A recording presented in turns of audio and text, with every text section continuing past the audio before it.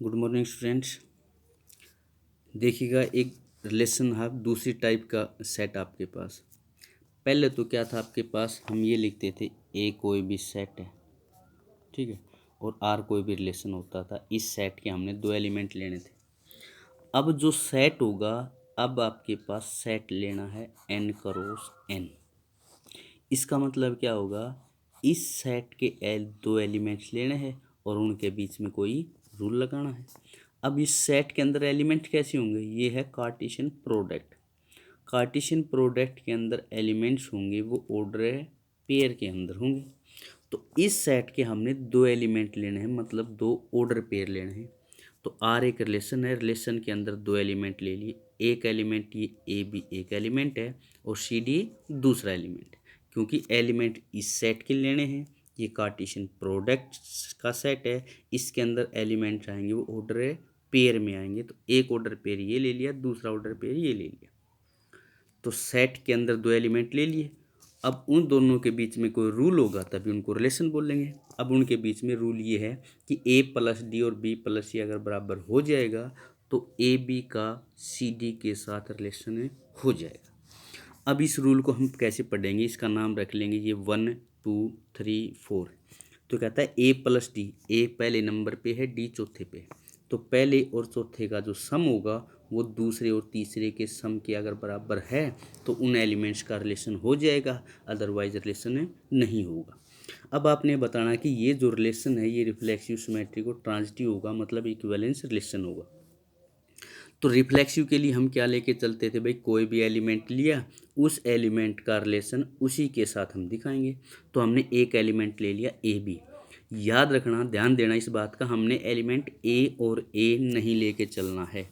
ये एलिमेंट ए है और ये बी, आप ए और ए नहीं लेके चलेंगे, नोट करना। एक एलिमेंट ए बी आपके पास कोई भी एलिमेंट है। तो अब रिफ्लेक्सिव के लिए क्या था भाई, ये जो एलिमेंट है दूसरा एलिमेंट भी वही ले लो और ये रूल अप्लाई कर दो। एक जैसे एलिमेंट अगर रूल अप्लाई हो जाएगा तो रिलेशन हो जाएगा। तो ए बी का रिलेशन ए बी के साथ कब होगा, इसी को ध्यान में रखो, आप पहले रफ में करो भाई। इसका रिलेशन इसके साथ कब होगा, जब पहले और चौथे का जोड़ दूसरे और तीसरे के जोड़ के बराबर है। भाई ए प्लस बी और बी प्लस ए बराबर है तो यहाँ पर लिख दें, उसके बाद यहाँ पर लिखेंगे। रिफ्लेक्सिव का मतलब क्या होगा, जो आपने एलिमेंट लिया है उसका रिलेशन उसी के साथ होना चाहिए, तब रिलेशन रिफ्लेक्सिव हो जाता है। तो कहने का मतलब क्या होगा, एक जैसे एलिमेंट लेंगे, एक जैसे एलिमेंट ले लिए, रफ में ले लो आप, एक ए बी ले लिया, दूसरा भी ए बी, एक जैसे एलिमेंट लेकर रूल लगा के देखो। रूल क्या है, पहले और चौथे का जोड़ दूसरे और तीसरे के जोड़ के बराबर आ जाएगा तो हम कह देंगे इस एलिमेंट का इसके साथ रिलेशन हो जाएगा।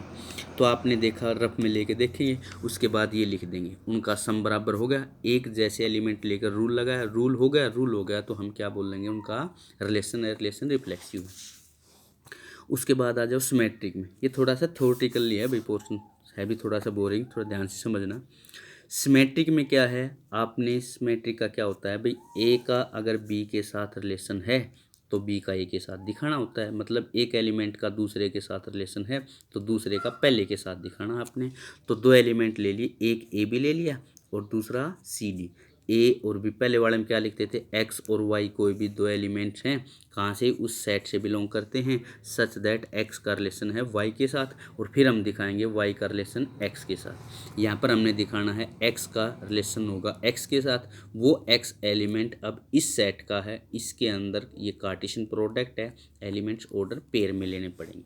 तो यहाँ पर भी ऑर्डर पेयर, यहाँ पर भी। तो आपने दो एलिमेंट लिए हैं कि पहले का रिलेशन है दूसरे के साथ। अब रिलेशन है तो रिलेशन, अब रिलेशन का मतलब निकालेंगे। रिलेशन का मतलब क्या है, इनके एलिमेंट लिख लेंगे, 1 2 3 4 नाम रख लेंगे। पहले और चौथे का जोड़ दूसरे और तीसरे के जोड़ के बराबर होना चाहिए एज पर रूल। कहता है अगर ये रूल होगा तो रिलेशन होगा। अब रिलेशन दे रखा है तो ये रूल आएगा। तो ए प्लस डी और बी प्लस सी बराबर होगा, ये चीज़ दे रखी है क्योंकि रिलेशन दे रखा है। अब आपको चाहिए क्या, थोड़ा सा पीछे आओ, रफ में करना। देखिएगा, हमने चाहिए भाई सी डी का रिलेशन ए बी के साथ है या नहीं। तो सी डी का ए बी के साथ रिलेशन कब होगा, जब ये रूल फॉलो कर जाएगा। रूल क्या कहता है, पहले और चौथे का जोड़ दूसरे और तीसरे के जोड़ के बराबर होना चाहिए। सी प्लस बी और डी प्लस ए बराबर होना चाहिए। वो देखेंगे, वो कहाँ से पता चलेगा, जब ये दे रखा है। तो ए प्लस डी और बी प्लस सी बराबर है तो आपने ये चेक करना है सी प्लस बी और डी प्लस सी डी और ए बी ये बराबर है या नहीं। तो यहाँ पर देखेंगे सी प्लस बी और डी प्लस ए, सी प्लस बी और डी प्लस ए बराबर दे रखा है, तो इससे हम ये लाइन लिखेंगे इसके बेस पे, क्योंकि तो गिवन हो गया रिलेशन दे रखा है तो ये कंडीशन होगी। इससे हमने ये चेक करना है उल्टा लेकर, फिर ये रूल चेक करके देखो रूल इसके बेस पे जब ये दे रखा है तो ये होगा और ये होगा, तो पहले एलिमेंट का दूसरे के साथ, पहला दूसरे का रिलेशन तीसरे चौथे के साथ हो जाएगा। रिलेशन में ये है भाई पहले और दूसरे का रिलेशन तीसरे और चौथे के साथ होगा। कब होगा? जब पहले और चौथे का जोड़ दूसरे और तीसरे के जोड़ के बराबर है, तो पहले दूसरे एलिमेंट का रिलेशन तीसरे चौथे के साथ हो जाएगा। तो थोड़ा सा रफ में करके इस कंडीशन पे ये कंडीशन रखनी है, फिर उसके बाद रिलेशन चेक करना है। सिमेट्रिक आ जाएगा तो ट्रांजिटिव भी आ जाएगा। ट्रांजिटिव में 3 एलिमेंट्स लेने हैं, पहले का रिलेशन है दूसरे के साथ, ये एक्स वाई जेड मान लेंगे, तो एक्स का रिलेशन वाई के साथ, वाई का रिलेशन जेड के साथ। तो ये रिलेशन है तो ये रूल हो जाएगा पहले चौथे का जोड़ दूसरे तीसरे के जोड़ के बराबर। इसमें भी रूल है 1 2 3 4 रख लेंगे, पहले और चौथे का जोड़ दूसरे और तीसरे के जोड़ के बराबर हो जाएगा। ये 2 रिलेशन हैं तो 2 कंडीशंस हो गई, इन दोनों को आपस में जोड़ देंगे, इक्वेशन 1 2 में जोड़ देंगे तो लेफ्ट में लेफ्ट जुड़ जाएगा, राइट में राइट, ये कैंसिल होकर ये बच जाएगा। तो ये पहला और चौथे का जोड़ दूसरे और तीसरे के जोड़ के बराबर, तो ये इन 2 का जोड़ इन 2 के जोड़ के बराबर है, तो ये पहला ये चौथा मान लेंगे, दूसरा तीसरा, तो पहला दूसरे का रिलेशन तीसरे चौथे के साथ हो जाएगा, पहले दूसरे का रिलेशन, तो पहला दूसरा ये है, तीसरा चौथा ये है, तो रिलेशन हो जाएगा तो ट्रांजिटिव हो जाएगा। अब एक चीज़ और है इक्विवेलेंस क्लास। तो कहता है कोई भी यार एक सेट होगा, एक रिलेशन होगा, तो कहता है उस सेट का आपने कोई भी एलिमेंट ले लिया, उस एलिमेंट की ये ब्रैकेट लगा देंगे तो यह इक्विवेलेंस क्लास। तो इसका मतलब ये डेफिनेशन है, इसका मतलब ये जिस एलिमेंट की हम इक्विवेलेंस क्लास निकालते हैं उस एलिमेंट का या जिन जिन एलिमेंट्स का उसके साथ रिलेशन होगा वो एलिमेंट इस एलिमेंट की इक्विवेलेंस क्लास बोल ली जाएंगे। फिर बात समझना आपने, जिस एलिमेंट की, जैसे आपके पास पिछले क्वेश्चंस में आपने रिलेशन लिया है, एक सेट है और रिलेशन के अंदर एलिमेंट है 1 2 और 2 3 और आपने इक्विवेलेंस क्लास निकालनी है 2 की, तो 2 जिस एलिमेंट की इक्विवेलेंस क्लास निकालनी है वो दूसरे नंबर पे होना चाहिए, ये दूसरे नंबर पे है। तो पहला एलिमेंट क्या है 1, तो 2 की इक्विवेलेंस क्लास में एलिमेंट आ जाएगा 1। ऐसी 3 की इक्विवेलेंस क्लास निकालनी है, 3 की इक्विवेलेंस क्लास में एलिमेंट आ जाएगा 2। 1 की इक्विवेलेंस क्लास यहाँ पर है नहीं, ठीक है, हालांकि ऐसा होता नहीं है, इक्विवेलेंस क्लास हमेशा इक्विवेलेंस रिलेशन में ही निकलती। तो अब यहाँ पर अगर सेट आपने, जैसे यही क्वेश्चन लेके चलते हैं, इसके अंदर सेट आपके पास n क्रॉस n है, तो n सेट आपने 1 2 3 4 ले लिया, तो n क्रॉस n के अंदर 16 एलिमेंट्स आ जाएंगे।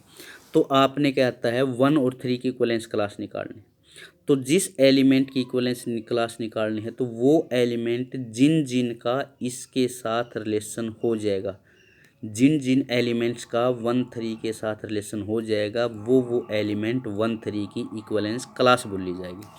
अब जिन जिन एलिमेंट्स का रिलेशन कब होगा इसी क्वेश्चन में देखते हैं। तो पहले और चौथे का जोड़ दूसरे और तीसरे के जोड़ के बराबर होना चाहिए। तो ये तो दे रखा है, जिसकी इक्विवेलेंस क्लास निकालनी वो तो दे रखा है, और जो एलिमेंट आएगा वो पहले नंबर पे लिख देंगे। तो ये पहला दूसरा तीसरा चौथा, आप ए बी की वैल्यू आप रखो, पहले और चौथे का जोड़ दूसरे और तीसरे के जोड़ के बराबर होना चाहिए, a+3 और इजिकल टू b+1 होना चाहिए। तो ए और बी छांट लो क्या क्या बनेंगे। तो जो ए और पी जोड़े बनते जाएंगे वो सारे जोड़े आपके पास 1 3 की इक्विवेलेंस से क्लास बोल ली जाएगी। फिर भी कोई प्रॉब्लम हो तो पूछ लेना, क्योंकि वीडियो थोड़ी सी लेंथी होगी। Thank you.